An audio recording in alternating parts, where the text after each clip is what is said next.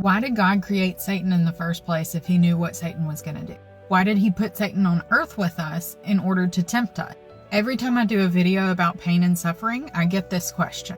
And it's a good question. It's a valid question, and it's a question that I have asked him myself. I believe he gave me a revelation on this, and I'm going to share it with you. But as always, I want to remind you to crack open the Bible for yourself, test the spirits, and take it back to God. So why did God create Satan if he knew what Satan was going to do? Well, God gave us free will, right? He gave the angels free will. What happens with free will is it's a choice. He knew that eventually it was inevitable that someone was going to choose wrong. Because if we were perfect, we would be God, and we are not God. So eventually someone was going to use the gift of free will incorrectly and mess everything up.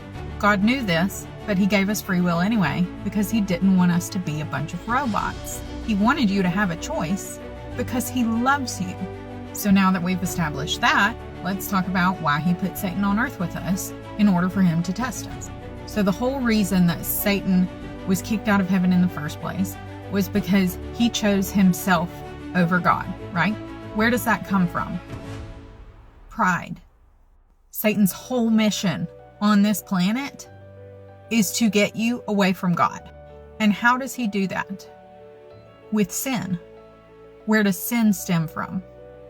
Pride. If he can convince you that you know what's best for your life and that you should do whatever you want to do because you are the main character and you are the only one that matters, he's got you in pride.